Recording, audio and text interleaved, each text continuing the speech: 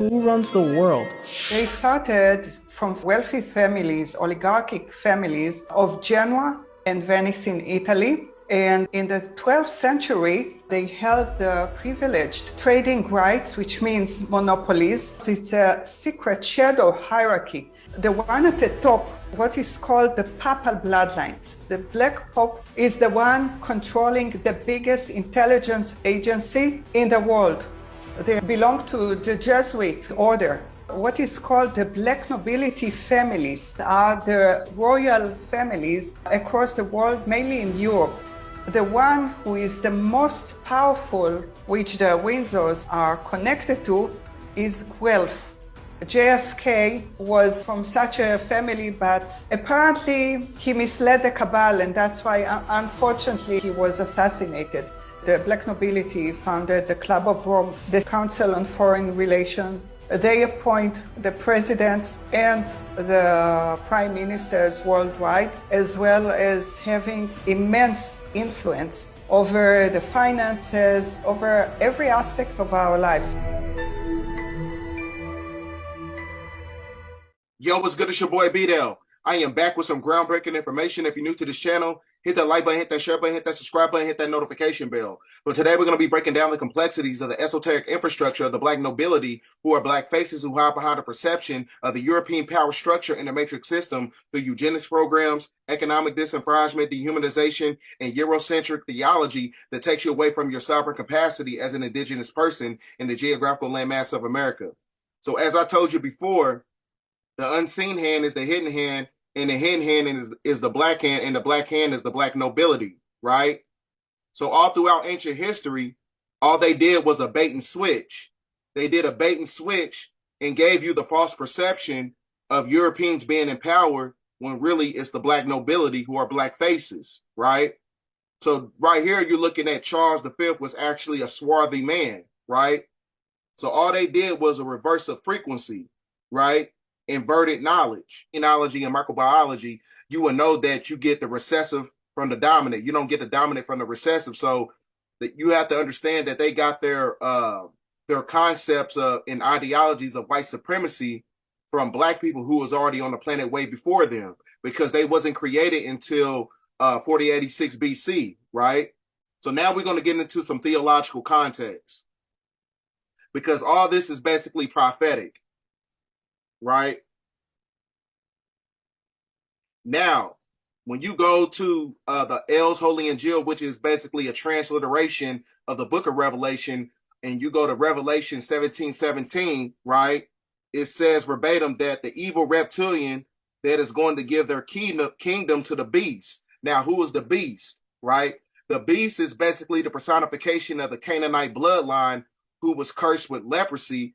And these are also connected to the Flugerod bloodline, who have 6 ethergenetical properties that has the same DNA sequence as animals, right? So that's why I said, like, the beast is basically a personification of the cursed bloodline.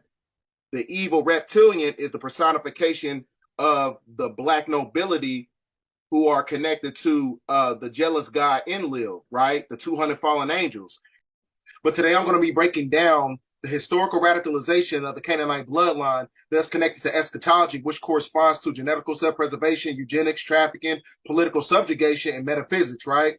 So with all that being said, the purpose of this video is to show people the true esoteric inception points of the Canaanite bloodline and the Black Nobility, whose predecessors are the cherubim, who are the 200 draconian fallen angels, who are known as the Khazarian Mafia, right?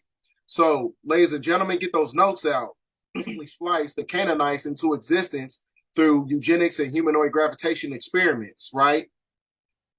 And he basically gave them the edification on how to subjugate the seeds of ink, your fallen angels. And your fallen angels create the Black Nobility, who basically controls your Canaanite on a lower level. So like I said, there's not a coincidence that you see Yakub politicking with a Black Nobility more, with a Blacker more. Right? Because Yakub, he is the one who gave the edification to the Moor to give the Canaanite to rule over us for 6,000 years, but the 6,000 years is up in 2024. I told you that you get a 1813 Freemasonic Apocryphal Bible. It tells you that The year of 2023 is actually 5,999. The year of 2024 is the year 6,000. The 6,000 is up. 6,000 years is up in 2024, right? And this is, you know, Yakub giving them, giving the black nobility more the edification of tricknology. And what is the tricknology based on? The more Anunnaki blood you have, and this is even in the old text, the more powerful you are.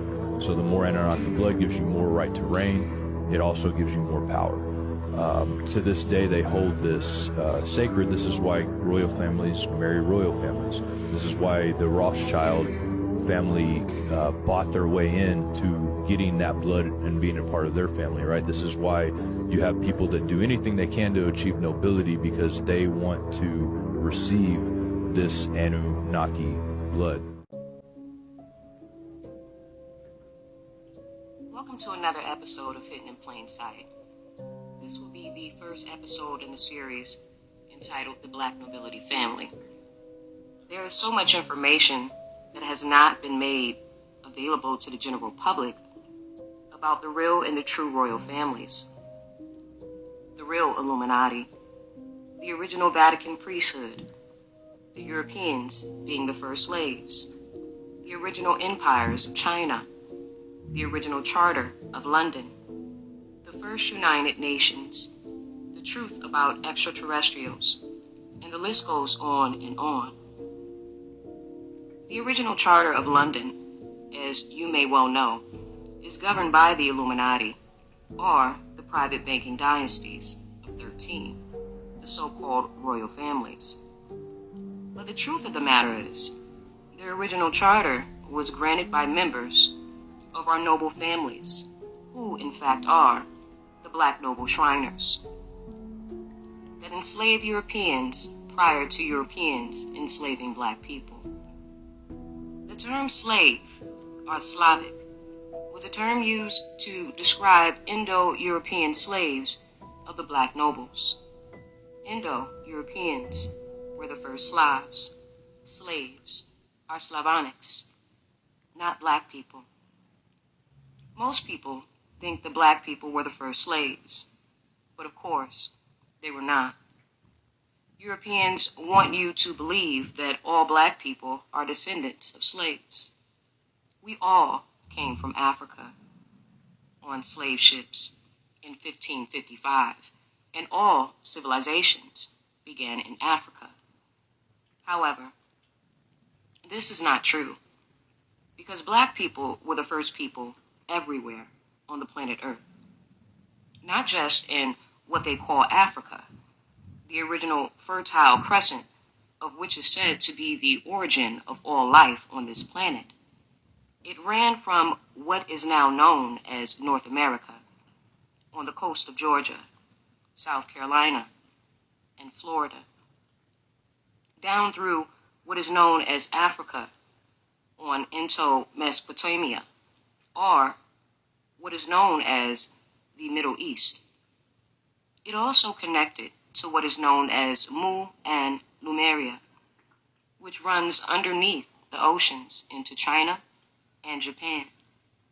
This is further validation that we did not all come from Africa, because most of the indigenous peoples of South America and in the Pacific will tell you that their ancestors came from Mu.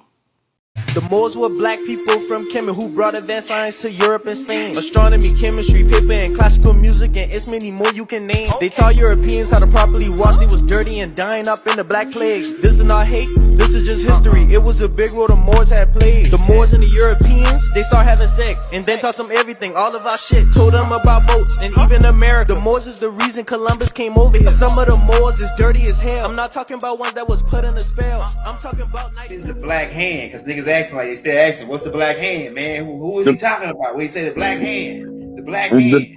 Who is this the black hand? Okay, so in Barcelona, Spain, it was the organization known as the Black Brotherhood of Spain. All right, it's said different in Spanish, but I'm translating it into English for y'all to understand better. This Black Brotherhood of Spain came into the south of the United States. and they used to raid the villages with a regalia on. We know this regalia today as the regalia of the Knights of the Ku Klux Klan, right? And the black hand was the black hand that hung from under the white robe that led the raid. He was the organizer and the grand dragon of the chapter, right? Hell, he could be the supreme grand wizard of several chapters over their grand dragons. So this black hand was the most feared thing in the South. It was the black nobility of Europe's creation to terrorize the peasantry into following the edicts of the king over there. When they got over here, they used them to try to terrorize the natives, right? And we recognize and identify them as the Black Hand, right? They also known in Europe as the Black Hand, right? But that's who the Black Hand is. It's the black nobility of Europe. They look like us, but they ain't us. That's the famous quote. Yeah, them stinking motherfuckers. They look like us, they ain't us. So they come over, they really avatars to me, man. They avatars, you know, for some reptilians, some other race. I don't care if they avatars or not. I know they spirit artificial. Yeah, they artificial. You can tell because Bible used to say, like he used to say all the time, you want to tell who with us, cut the music on and see if they can move to the beat, right? And these beings, when we cut the music on, they look like they in some kind of robot. Like they the one that came up with the robot. To me, how they move, right? Because they don't got no rhythm, these people. And they black people. And they act just like white folk. The Queen is the wealthiest person on earth. Her gold carriage alone is made of 4 tons of solid gold, worth over $370 billion at today's gold prices. The Queen owns more than 300 residences, including castles and palaces, crown jewels, over 27,000 masterpieces, prize racehorses, and a fleet of Bentleys and Rolls Royces. Her colossal wealth also includes crown land and investments that she inherited from her black nobility ancestors. Say, man, I mean, white man is the scapegoat, and Pandora's box is about to be open, and there is a black elite that's been ruling. They never stop ruling. You are now called before the Illuminati.